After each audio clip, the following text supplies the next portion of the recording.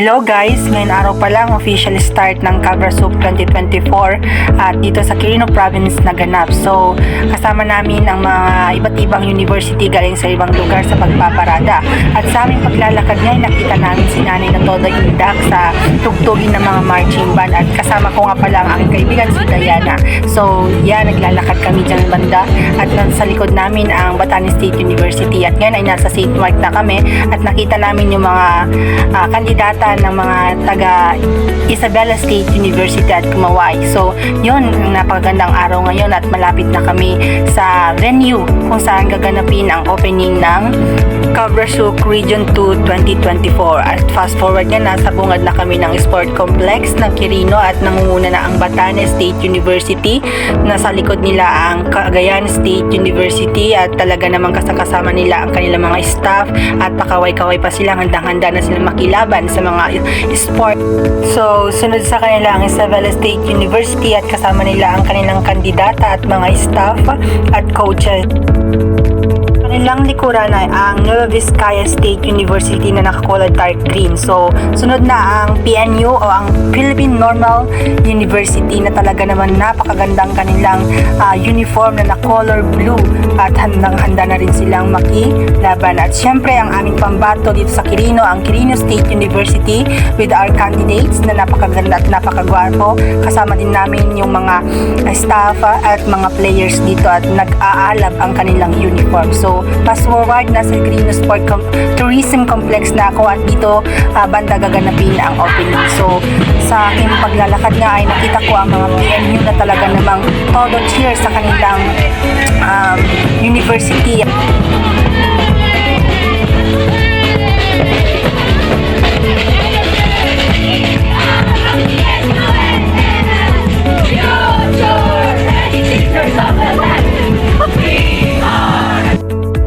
At ngayon nga ay nasa loob na kami ng Quirino Capitol Gymnasium at agad din nagsimula ang opening ng Cabrasup 2024 at napakanta pa ang president ng QSU.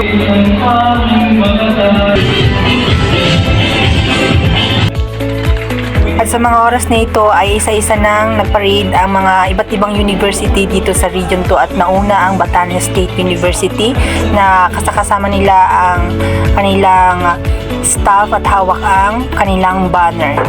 So talaga namang palaban ang mga Batanes State University at sunod ang CSU na todo-todo ang kanilang cheer para sa kanilang university, ang Cagayan State University o pakaway-kaway pa ang kanilang mga staff and coaches. So good luck Cagayan State.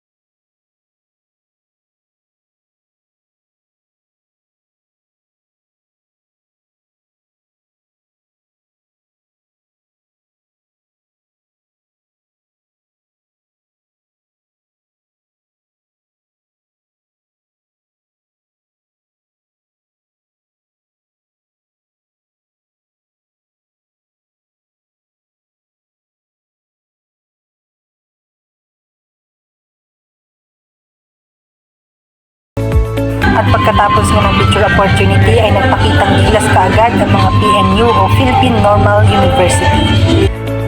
At sa oras na ito ay nagsimula na din ang lighting. na sinundan agad ng pagpapakila ng mga official candidates ng iba't ibang university. After few hours!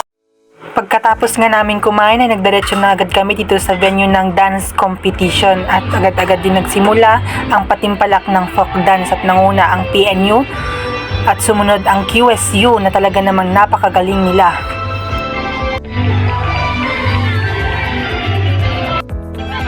Sa mga oras na ito ay natutuwa ako sapagkat iba-iba ang kanilang mga kasuotan at napakaganda. At pagkatapos nga ng folk dance competition ay sumunod agad ang ethnic dance competition. Sa mga oras na ito ay kinakabahan na ako kasi napakagaling ng mga iba't ibang university sa kanilang mga performance.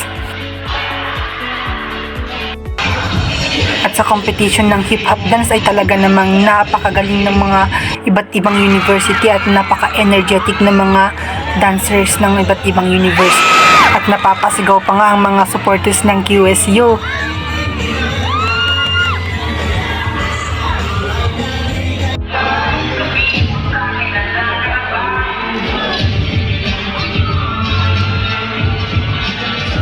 At sa mga oras na ito ay tiyak na naguguluhan na ang mga judges dahil napakagaling ng mga dancers ng iba't ibang university.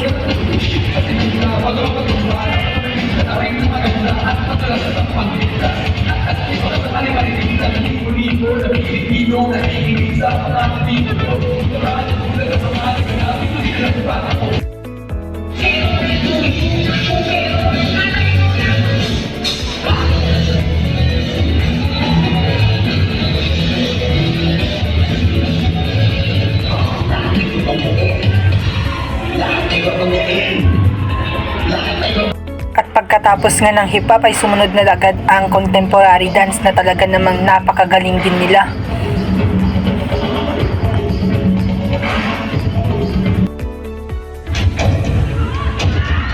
At sa mga puntong ito ay kinakabahan na ako dahil napakagaling ng mga contemporary dancers ng Quirino State University at nakaka-proud.